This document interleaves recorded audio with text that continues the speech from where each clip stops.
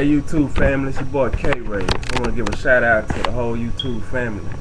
And try to bear with me on this real quick. I know everybody, a lot of us is black people. A lot of people in general, we have our stories to tell about, where we come up from and everything. And I just want to give mine on this and I just ask for you to bear with me for a minute.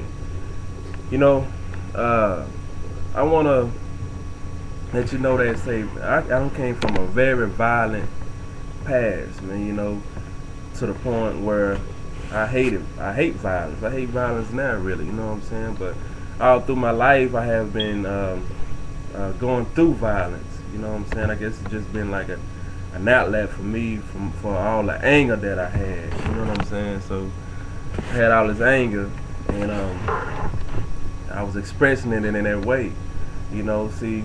I can remember the time when my mother was throwing knives at my father and my daddy on the wall, her and her sister. And I went to reach and grab the knife. She cut me in the stomach. I can even remember the time where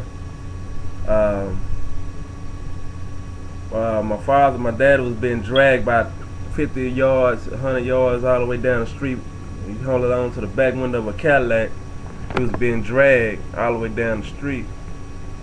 So, and it's been times where, we was over here, there in South Dallas, over there by Hamilton, and by the railroad tracks where, everybody was outside. It was nighttime, and this guy had this other dude by the neck, and he was twisting his neck, about to break his neck, until finally, the dude sitting there and just hollering, everybody just sitting right there looking until he just popped, So, I done been around death, violence, destruction, self-destructive people, people who don't care about going to heaven or hell, just some wicked people, that really didn't care about nobody, they, a lot of times they smile at you, but then, when it come down to it, they don't care about you, even, your own family. Your own mother, your own father, don't care about you. They was all into it for themselves. So it got to a point where even when I went to school, that I was so angry and I had so much hate in me, I started to hate them people. Man, I hated my mother, hated my father. If it wasn't for my grandmother, man, praise the Lord for my grandmother. And I remember one day, I was sitting there in the house playing a Nintendo. I had my feet kicked up. My grandma bought me a Nintendo. I'm playing a Nintendo on a big old TV. Boom! Front door. I'm gonna come off the hinges. Guess who this is breaking in my house? One of the family friends came breaking in the house. The only thing I could do was just sit there, with my mouth open, looking like, what's next? Only the Lord protected me, man. All through this time, that's what I always say. He always had something for me. I know this for a reason. He had something for me. So, saying this is that for the longest, man, I started hating people. Just hating people because, people always trying to do something to can trust nobody, trust no women, and trust no man, nobody, man, because I seen the evil, I saw it. I know what it was. I hated it. Until I had to finally realize, after years and years of walking up under this cloud or whatever it was, man, I found, that about forgiveness, for the most part, forgiving myself, but for the part of that, I can't get mad at these people because I know about sin. The sin is what's making these people do this. See, I started to realize, I see why the Lord hates the sin, but loves the sinner. And I must love the sinner. It's this sin that's making them do what they do. And the only way for me to fight a sin is through spiritually. I spiritually fight sins. I can't fight the devil right here with my hands. I can't fight the devil with the conventional ways of fighting, guns, like that. You gotta fast. You gotta pray. You got to get yourself prepared for this, because he didn't say that this life was going to be easy, and sin is in this world. and follow behind it is death. So we know that we're gonna be around sin, and we know we're gonna die. Them two things for sure that we know. So if you're out there and you've been through a lot, man, you looking at, I know Brother Road, man, you know, even when I moved to North Park, it wasn't nothing but another ghetto. You know, being around seeing destruction, poverty, drugs, you know, all my life. It's like you can't get away from it. I don't care if you in one of these big houses, you got some kind of sin, somebody now they doing something. It's all around there. You see how them people in over there in Highland Park, Highland Hills around there killing and selling, doing all type of stuff over there. So you can't get away from it. I don't care where you run to, you can't get away from it.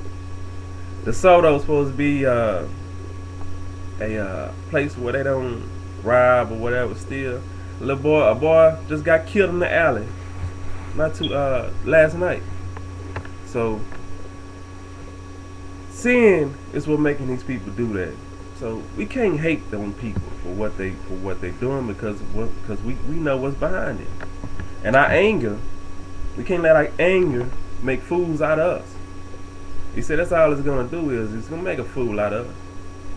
You know, because we are we fall into that trap. You know, it's a time for everything. It's time to go out there and protest. It's time to show, you know, and it's a time not to. And we must follow the spirit on that one. And, you know, and in this case, you know, you just hating everybody, hating the white man, hating the black man, hating everybody. You see, my hatred grew so much to a point where I didn't want to just fight no more. I wanted to kill. It wasn't just the point of me just wanting to fight nobody no more. It was like I just want to kill you. And then it's a thing like how men think too. I was young. I was in junior high. I was in high school when I can't remember. But I knew this dude from the neighborhood. This is in North Park, and Ro know who I'm talking about. I'm not gonna say the name, but he was in jail, and he's known in the hood. He's not well known in the hood. Right now, I seen the same dude, man. I think he back in before I seen him. He didn't have no teeth in his mouth, but I wanted to kill. So I went, I'm driving, I'm riding, smoking with this dude. Matter of fact, I was in high school. I had that old Delta 8 Oldsmobile. We ride around, we was in East Dallas. And I didn't know this. And I wanted to kill this dude. He was a hitman. He was a contract killer.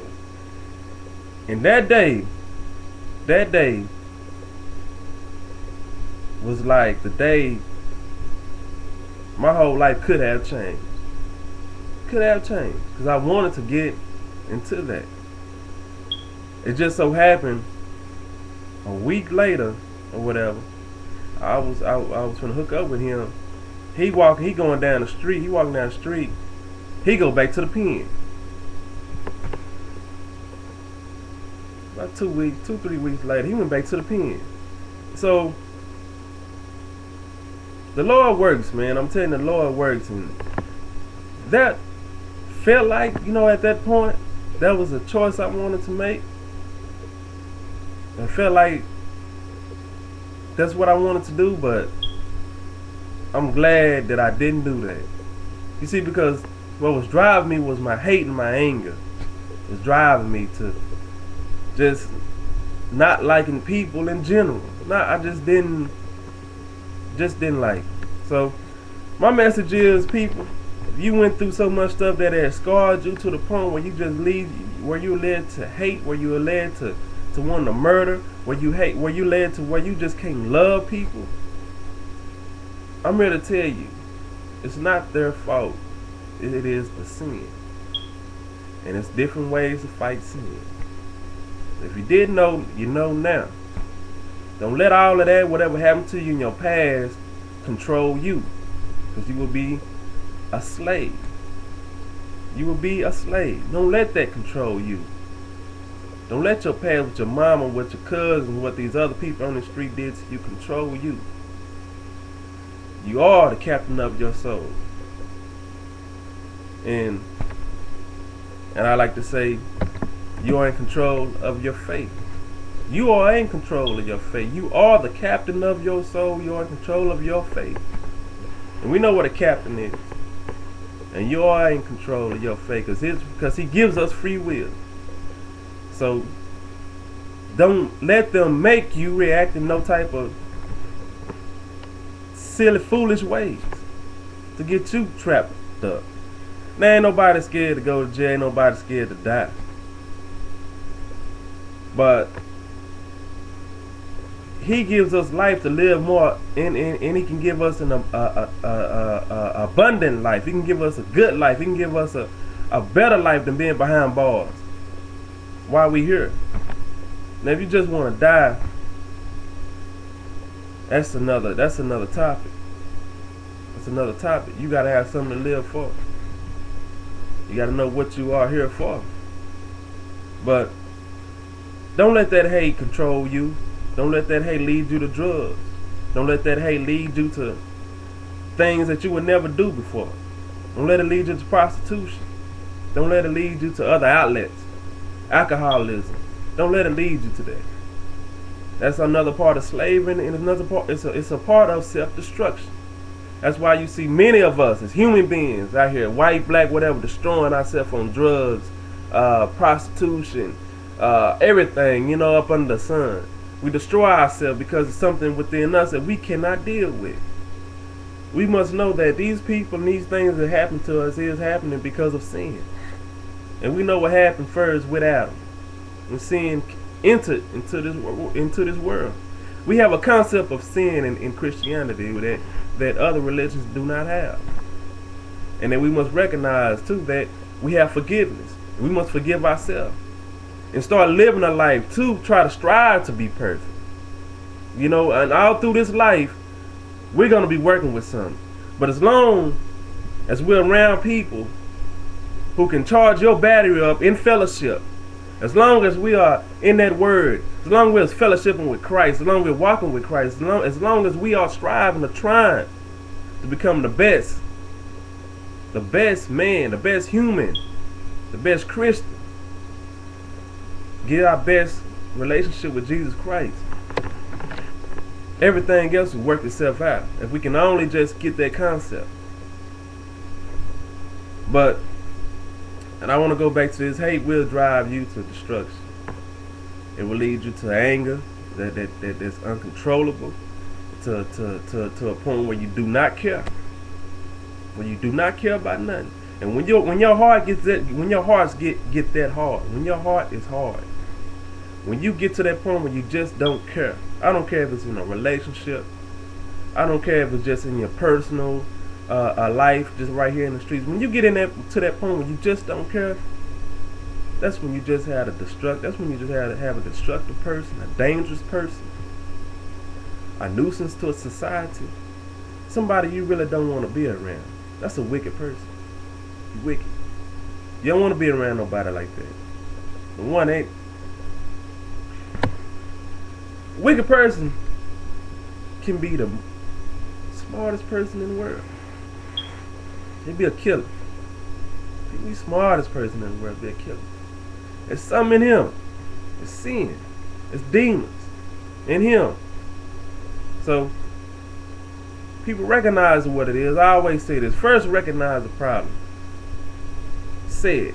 I have a problem with alcoholism. I have a problem with anger. I have a problem. I need to address that, because if you keep on denying it, that problem will be ignored. And just like a garden, when a problem is when that garden is ignored, the weeds grow, the grass get high. You don't clean up your house, you don't mop, you don't clean, you don't sweep, the house is gonna get filthy. It's gonna get foul. Just like you and your body. Just like your soul. You don't clean up yourself. You don't try to get right. You become foul. Your weeds, your problem inside you will grow out of control. Oh, but it's a way to clean that. I'ma leave on